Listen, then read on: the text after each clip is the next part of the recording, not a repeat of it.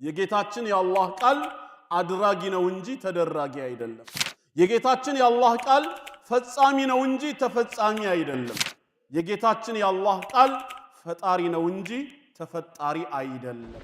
የአላህ ቃል ያደርጋል እንጂ አይደረግም። በዮሐንስ ወንጌል ምዕራፍ 1 ቁጥር 1 ላይ ዮሐንስ ወንጌል ምዕራፍ 1 ቁጥር 1 በመጀመሪያ ቃል ነበረ፣ ቃልም በእግዚአብሔር ዘንድ ነበረ፣ ቃልም እግዚአብሔር ነበረ ይላል።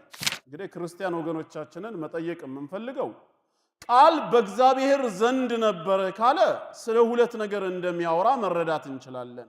አንደኛ እግዚአብሔር አለ፣ ሁለተኛ እግዚአብሔር ዘንድ ቃል አለ። ታዲያ እግዚአብሔር ዘንድ ቃል ካለ ቀጣዩ ኃይለ ቃል ላይ ምን አለ? ቃልም እግዚአብሔር ነበረ። ይሄው ቃል ራሱ። ታዲያ ቃሉ እግዚአብሔር ከነበረ እግዚአብሔር ዘንድ ሌላ እግዚአብሔር አለ ማለት ነው ወይስ ምንድነው? ቃልም ሥጋ ሆነ ጸጋና እውነትንም ተመልቶ በእኛ ላይ አደረ ይላል። ቃልም ሥጋ ሆነ። አሁን ሥጋ ሆነ የሚለው ላይ እዚህ ጋር የምናነሳው ጥያቄ መርየም ከዓለማት ሴቶች ቁንጮ ተብላ በነቢያችን አለይሂ ሰላቱ ወሰላም ተጠርታለች። ከሴቶች መካከል የተባረክሽ ነች ሳይሆን ኢነላህ አስጠፋኪ ወጠኸረኪ ወስጠፋኪ ዐላ ኒሳኢል ዓለሚን፣ አላህ ከዓለማት ሴቶች ሁሉ መርጦሻል። አጠቃላይ ከአደም ዝርያዎች ሁሉ ማለት ነው። ኸይሩ ኒሳኢል ዓለሚን፣ በዚህ ዩኒቨርስ ላይ ከገቡ ሴቶች ሁሉ በላጭ ሴት ማነች? መርየም ዓለይሃ ሰላም፣ የአላህ ሰላም በሷ ላይ ይሁን፣ መርየም ነች ማለት ነው። እናም ጅብሪል ወደ እሷ መጣና ያ መርየሙ፣ አንቺ መርየም ሆይ ኢነላሃ ዩበሽሩኪ ቢከሊመቲን ሚን፣ አላህ ከእርሱ በሆነው ቃል ያበስርሻል፣ ልጅን እንደምትወልጂ ይነግርሻል አላት። ይሄ ማለት ለኛ ለሙስሊሞች የሚሰጠን ተረጓሜ ምንድነው? ጌታችን አምላካችን አላህ በይሁንታው ቃሉ ከመርየም ወንድ ሳይነካት ሰውን እንደሚፈጥር በጅብሪል በኩል እያበሰራት ነው። ነገር ግን ያ ቃል በማህፀኗ አድሮ ደምና ሥጋ ለብሶ ቃልም ሥጋ ሆነ እንደሚሉት ወደ ሰው ተቀይሮ መጣ ብለን ግን አናምንም። የጌታችን የአላህ ቃል አድራጊ ነው እንጂ ተደራጊ አይደለም። የጌታችን የአላህ ቃል ፈጻሚ ነው እንጂ ተፈጻሚ አይደለም። የጌታችን የአላህ ቃል ፈጣሪ ነው እንጂ ተፈጣሪ አይደለም። ስለዚህ ሁን በሚለው መለኮታዊ ቃሉ የወንድ ሥጋ ፈቃድ ጣልቃ ገብነት ሳይኖር ከመርየም ዒሳን ፈጠረው ነው እንጂ የምንለው ቃል ራሱ ሥጋ ሆነ አንልም። ያ መለኮታዊ ቃል ሥጋ ሆነ ካልን ከአድራጊነት ወደ ምን ተቀየረ? ወደ ተደራጊነት ተቀየረ። ከፈጻሚነት ወደ ተፈጻሚነት ተቀየረ። የአላህ ቃል ያደርጋል እንጂ አይደረግም። የአላህ ቃል ይፈጽማል እንጂ አይፈጸምም። ስለዚህም ዒሳ ቀጥታ የጌታችን የአላህ ቃሉ ሳይሆን የቃሉ ምንድነው? ውጤትና ስሪት ነው። አላህ ሁን አለው፣ ሆነ። ዒሳ የይሁንታው ውጤት እንጂ ሁን የሚለው ቃል ራሱ ዒሳ አይደለም።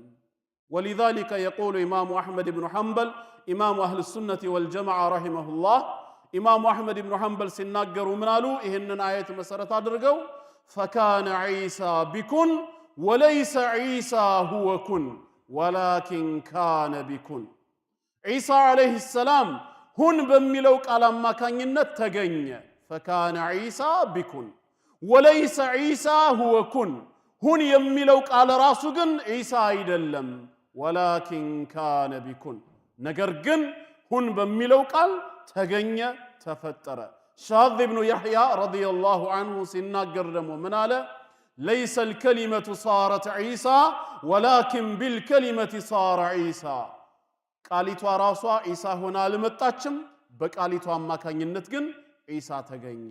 ይሄ ነው እኛ የምንረዳው። ይሄንን ሐሳብ ሊገልጽልን የሚችል ብዙ ቁርአናዊ አንቀጽ መጥቀስ ይቻላል። እንደ ምሳሌ ሱረቱ النحل ቁጥር 40 እንመልከት። በምዕራፍ 16 ሱረቱ النحل ቁጥር 40 ላይ ኢንማ ቀውሉና ሊሸይኢን ጌታችን አላህ ምን ይላል? የኛ እኮ ቃላችን ይላል ለማንኛውም ነገር ኢዛ አረድናሁ መከሰቱን ስንሻው ወደዚህ ዓለም መምጣቱን ስንፈልገው አንነቁለ ለሁ ኩን ፈየኩን ለርሱ የምንለው ሁን ብቻ ነው ወዲያውኑም ይሆናል አለ። ያ የሚሆነው ነገር ሁን በሚለው ቃሉ አማካኝነት ይገኛል እንጂ ሁን የሚለው ቃል ራሱ የሚፈለገውን ነገር ሆኖ አይገኝም። ቃሉ ያደርጋል አይደረግም ነው። አሁን እያያችሁኝ ነው አይደል? እኔ ነው አይደለም?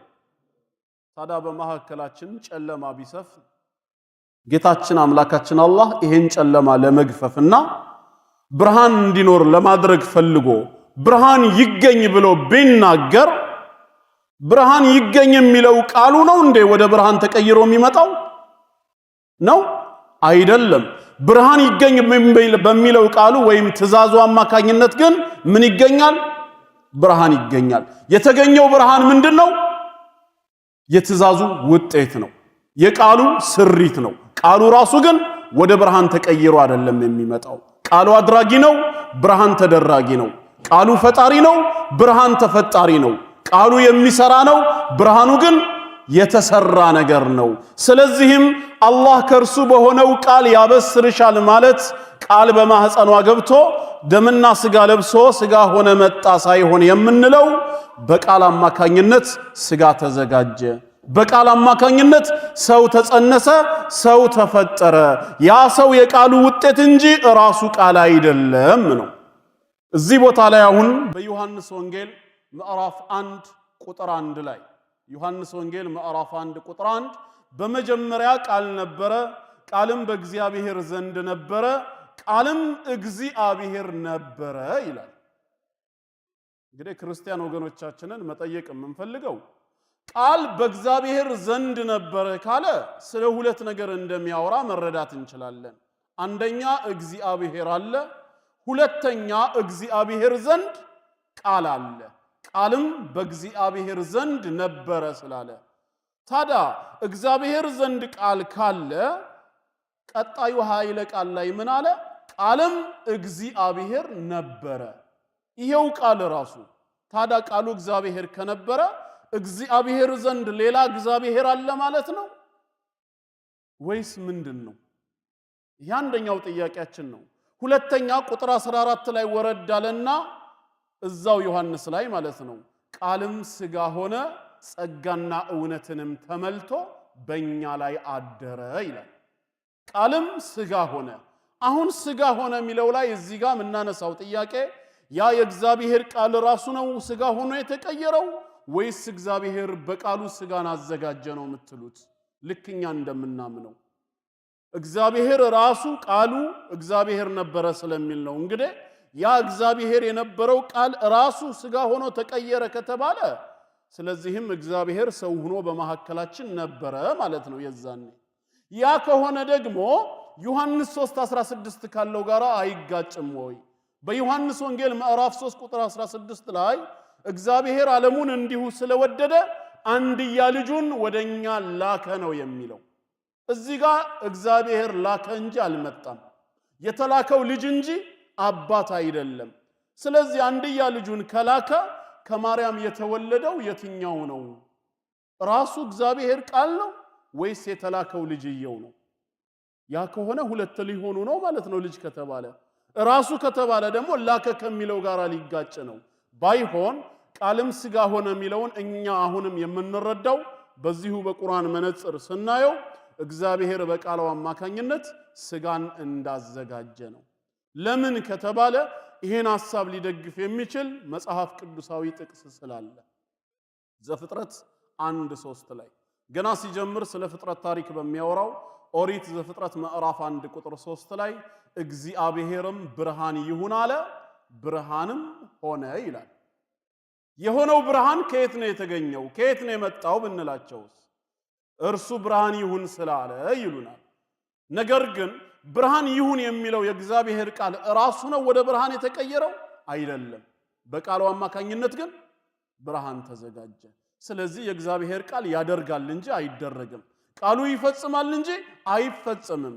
ነብዩ ኢሳይያስ በትንቢት መጽሐፉ ትንቢተ ኢሳይያስ ላይ ምዕራፍ 55 ቁጥር 11 ምዕራፍ 55 ቁጥር 11 እግዚአብሔር ምን ይላል?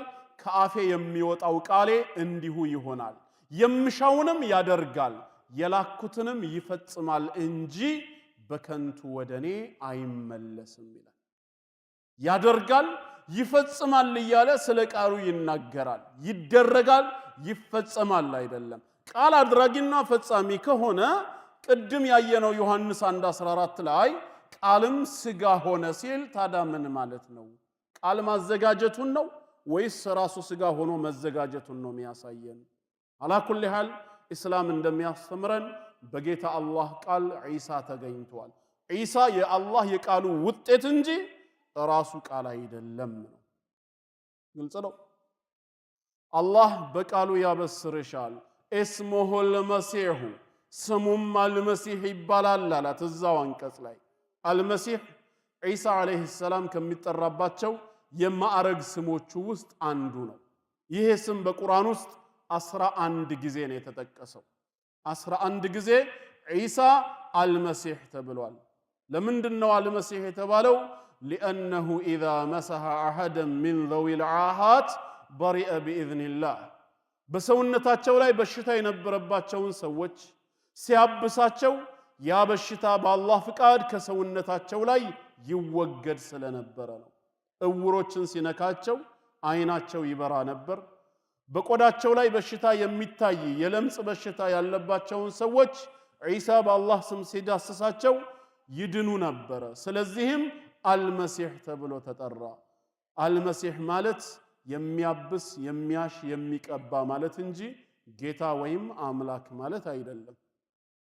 እስሙሁል መሲሁ ዒሳ ብኑ መርየም የመርየም ልጅ ዒሳም ይባላል አለ። ዋና መጠሪያ ስሙ ዒሳ ማለት ነው። ይሄ ዒሳ የሚለው 25 ጊዜ ተጠቅሷል። ልክ እንደ አደም ማለት ነው። 25 ጊዜ በቁርአን ላይ ተጠቅሷል። የመርየም ልጅም ይባላል አለ። አሁን ከአራተኛው መንገድ ላይ ከሴት ብቻ ያለ ወንድ ለመፈጠሩ እዚህ ቦታ ላይ ትልቅ ማስረጃ አለ፣ የመርየም ልጅ የሚለው ላይ። ምክንያቱም በቁርአን አስተምሮም ሆነ በማንኛውም ሰው ባህል አንድ ሰው የሚጠራው በማን ስም ነው? በአባቱ ስም ነው አይደል? ታዲያ ለምንድነው እዚህ ቦታ ላይ ዒሳን የመርየም ልጅ ብሎ ወደ እናቱ ያስጠጋው? ወላጅ አባት ስለሌለው አላህ እሱን የፈጠረው ከሴት ብቻ ያለ ወንድ ስለነበር የመርየም ልጅ ብሎ ነው የጠራው። ይሄን ተረዳን ማለት ነው። ሁለተኛ ደግሞ ልጅነቱ ለመርየም እንጂ ለአላህም እንዳልሆነ እዚሁ ጥቅስ ላይ እናገኛለን ማለት ነው። የአላህ ልጅ ሳይሆን የመርየም ልጅ ነው። ጌታችን አምላካችን አላህ ልጅ የለው፣ ሊኖረውም አይገባውም። ዘላለማዊ ነው። ጅማሬ የሌለው አምላክ ነው። ጅማሬ የሌለው አምላክ ወላጅም ሆነ ልጅ ሊሆን አይችልም። መውለድ ልጅነት ከጊዜ ጋር የተያያዘ እንጂ ከሌላ ነገር ጋር የተያያዘ አይደለም። አላህ እንዴት ጅማሬ ከሌለው አባት ሊሆን ይችላል? ወይስ እንዴት ልጅ ሊኖረው ይችላል? ስለዚህም ዒሳ የመርየም ልጅ ነው። ወጂሃን ፊ ዱንያ በምድራዊ ህይወቱም የተከበረ ነው። ዒሳ ክብሩን ከሚገልጹ ነጥቦች መካከል አላህ ነብይና መልእክተኛ አድርጎታል። ለእስራኤል ልጆች ተአምራትን በመስጠት አግዞ ልኮታል። ይሄ በምድራዊ ህይወቱ የተከበረ መሆኑን ያሳያል። በመጨረሻው ዓለምም እንደዚሁ ነገ አላህ ለነቢያትና ለመላእክቶች የምልጃ ስርዓትን በሚፈቅድበት ጊዜ በአላህ ፍቃድም ከሚያማልዱት ሊሆን ይችላልና ማለት ነው። ወሚነል ሙቀረቢን ከአላህም የቅርብ ባለሟሎች አንዱ ይሆናል በማለት ጅብሪል ያበሰራትን ጌታችን እንዲህ በማለት ይነግረናል። ስለዚህም ጠቅለል ለማድረግ ዒሳ በዚህ መልክ ነው የተፈጠረው። መርየም ይሄን የምስራች ቃል በሚነግራት ሰዓት ቁጥር 47 ላይ እዛው ሱረቱ አሊ ዒምራን ቃለት ረቢ አና የኩኑ ሊ ወለዱን፣ ጌታዬ ሆይ ለኔ እንዴት ልጅ ይኖረኛል ብላ ተገርማ ጠይቃ ነበር። ወለም የምሰስኒ በሸር፣ በጋብቻ ሰው ያልነካኝ ሆኜ ልጅ እንዴት ነው የማገኘው ስትል ቃለ ከዛሊከ ላሁ የኽሉቁ ማ የሻ፣ መልአኩም ምን ብሎ መለሰላት? ልክ እንደዚሁ አላህ የሚሻውን ይፈጥራል አላት። ኢዛ ቀዳ አምረን ፈኢነማ የቁሉ ለህ ኩን ፈየኩን፣ እሱ አንድ ነገርን ከወሰነ መከሰቱን ከሻው ለእርሱ የሚለው ሁን ነው፣ ወዲያውኑም ይሆናል ማለት ነው። ስለዚህም ዒሳ አምላካችን አላህ ከመርየም ፈጥሮታል። በድንግልና ወንድ ሳይነካት እንድትወልደው አድርጎታል ብለን አምነን ተቀብለናል። ዒሳ እንዴት ተፈጠረ? ብዙ ቁርአናዊ ጥቅሶች አሉ። ከሰዓት አንፃር ግን ሐሳቡን ካገኘን ይበቃል ብዬ ነው። ይሄ ግልጽ ነው።